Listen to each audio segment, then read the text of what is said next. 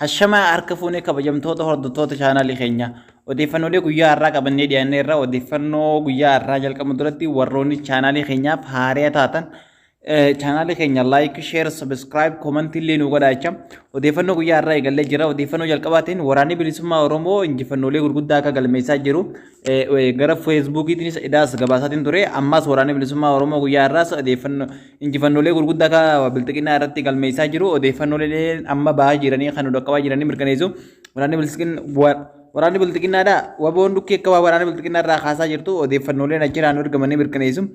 Waraanni bilisummaa Oromoo Gujii, Booranaa, Shawaa, Arsii, Wallaggaa fi guutuu keessatti lola akkuma itti fufee jira. Lola kanaan iddoo baay'eetti irra aananii injifannoolee gurguddaa akka galmeessaa jiran odeeffannooleen achiraan dhaqqabanii mirkaneessu. Waraanni bilisummaa Oromoo jabaatee injifannoolee gurguddaa galmeessaa jira. Yeroon amma Itoophiyaa keessatti afaan qawwee qofa akka furmaata fiduu danda'u manni Oromoodha. Waraanni bilisummaa Oromoo cinaa dhaabbatee bilisummaa isaanii akka mirkaneeffatu asumaan dhaamsa uummata Oromoo hundaaf dabarsina. Odeeffannoon itti aanu Itoophiyaan dirree waraanaa ta'uudhaaf Itoophiyaan waraana baay'ee leenjifachaa jiraachuu miidiyaaleen mootummaatis gabaasaa jiru. Waraanni kun maaliif leenji'aa maaliif akka leenji'u jiru namoonni hundi wayinni beekam. Itoophiyaan akkuma dirree lolaa taatee jirtutti lolli ammas hatti aanu akka lola guddaa ta'e uummanni keenya asumaan hubatee waraana mootummaa leenjifatu kanarraa illee uummanni keenya waa hubachuu qaba. Maaliif mootummaan hangam takka lolaaf akka qopheessaa jiru. Itoophiyaan dirree lolaa ta'uu akka itti fufuu deemtu uummanni keenya hubatee bakka jiru hunda uummanni keenya hidhachuu akka qabu asumaan dhaamsa uummataaf dabarsina. Odeeffannoon itti aanu pirezidaantiin Suudaan kibbaa jechuudha Itoophiyaa galuun isaa mirkanaa'eera. Kunis waan biraati miti. Odeeffannoon kunis loluma Itoophiyaa keessa deemu jiru kana lola kana daran hammeessuuf malee wanni inni galeef hin jiru. Suudaan kibbaa lolaan beekamti. Tarsiimoo biraa waan hangas maran qabdu ekspiriyaansii illee qabdu ekspiriyaansii waa'ee biraa irratti hin qabdu si waa'ee lolaa yoo taate malee. Kanaafuu waa'uma lolaa san ekspiriyaansuma qabdu san abiyyiif qooduuf kan dhufe malee pirezidaantichi waan biraatiif miti. Uummanni keenya lolli hatti aanu akka guddaa ta'e asumaan hubatee waan dhufu hundaaf uummanni Oromoof qopheessuu qaba. Odeeffannoon itti aanu Chaayinaan Itoophiyaa wajjin hariiroo cimsannee jirraa jettee Itoophiyaan gabaasaa jirti. Chaayinaa wajjin hariiroo cimsannee jirraa jedhanii gabaasaa jiranii. Garuu faallaa kana hariiroon Itoophiyaa fi Chaayinaadha akka hanga mootummaan gabaafachaa jiru kan akka hin taane odeeffannooleen nutis argachaa jiru wayinni mirkaneessanii. Maaliif sababa lolaati jecha warshaaleen Chaayinaa hedduun baay'een akka cufamanii jiran kun beekamaadha. Kubbaaniyaan kan silaayisiin Itoophiyaa keessaa qabdu gurguddaan akka cufamanii jiran beekamaadha.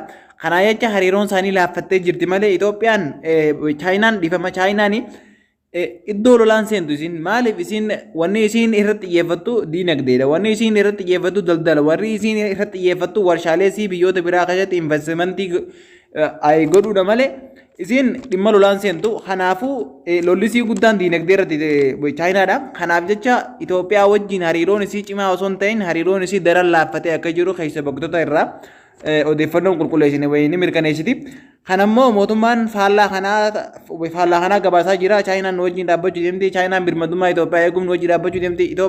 Birmadummaa Itoophiyaa Chaayinaa wanti galchan jirtu. Maaliif Chaayinaan naggata siitiin malee birmadummaa Itoophiyaa irraa wanni isiin argattus hin jirtu. Haa ta'u immoo akka waliigalaatti Itoophiyaa yoo nagaa argatte isiin itti naggadachuudhaaf barbaaddi. Itti naggadachuudhaaf Itoophiyaan akka nagaa argattu inni barbaaddi malee lolaawwan isiin deeggartuuf kun hin jirtu. Odeeffannoon itti aanu dhimma milkeessaatii fi OMN irratti wanni faallaa hangas maree dabarreessee hin jirtu. Sani ijoolleen namoonni tokko tokko hubannaa hin qabne wacaa jiranii maaliif wanti jechuu barbaade namoonni guyyaa tokkoof uummata Oromoo gananii uummata Oromoo irratti daba hojjetanii uummata Oromoo waraana bilisummaa Oromoo qeeqoo osoo hin taane abaaraa turan diina uummata Oromooti jedhanii namoonni miidiyuma OMN kanaaf namoonni arrabsaa turan. Qeeqa bira dabranii daanektarri OMN hangana nyaata jee barreessaa ture milkeessaan mataan isaa hangana nyaataa dooraal hangana nyaataa qabeenya uummataa saamame minaamin OMN gara dhuunfaa deebi'ee minaamin jee OMN irra duula guddaa godhaa ture. Kana jecha namoota akkanaa kana dhugaa dhiifamallee gaafatee jira jirratti haa ta'u immoo hagas mara ol fuudhanii ol daddarbuun osoo hayyoonni Oromoo warri qabsoo Oromoo irratti laffaanii jiran. Fakkeenyaaf OMN amma milkeessaa miidhagaa odeeffannoolee aktivistoonni keenya baasaa jiran irraa adda wanni inni fidee jiru. Dhimma Abiyyi uummata Oromoo cabsuuf deebi'ee dubbates Jowaar Mohaammed mataan isaatu dubbatee ture. Waanuma san yoo irra deebi'ee mirkaneessu nu jaalillee garuu humaatii miti. Haa ta'u immoo hagas mara barbaachisummaan isaa hagas mara waan natti mul'atu natti fakkaatu. Maaliif namoota silaa duraan uummata Oromoo irratti hojjechaa turan kana lakkuma simachaa deemtuuni namoonni silaa amma uummata Oromoo irratti daba hojjechaa jiran boodaanii inni simatamaa jiranii uummata irratti daba hojjechaa deeman. Kanaa jecha uummanni keenya namoota kanaa qabsoon silaa simachuu battee gaarii na fakkaata. Kan hojjaanu Tigraay Difeensi Foorsiin injifannoolee gurguddaa akka galmeessaa jirtu odeeffannoolee achirraa ba'aa jiranii mirkaneessu. Miidiyaan Tigraay dhumaantan akka gabaasetti magaalota baay'ee to'achuudhaan magaalota biraatti to'achuudhaaf akka waraana isaanii imalaa jiru. Meeshaalee gurguddaadhaan akka naannoo Amaaraa rukutaa jiru viidiyoodhaan argisiisee ture. Kana jecha waraanni kaabaa jabaatee dhumatti fufee jira. Lolli TPLF'n gara fuulduraatti deemaa jirti. Raayyaan ittisa biyyaatis iddoo tokko tokko magaalota tokko tokko yeroo takka baasee yeroo takka ba'aa jira. Kanaaf lolli jabaatee waan jiru jecha uummanni keenya lolli kun yeroo naannoo Amaaraa to'atamee takka TPLF'n to'attee booda gara Oromiyaatti deema. Kana jecha waan dhufu hundaaf of qopheessaa wal jaaraa waboo tumsaa ijoollee isaanii gara waboodhaa ergaa.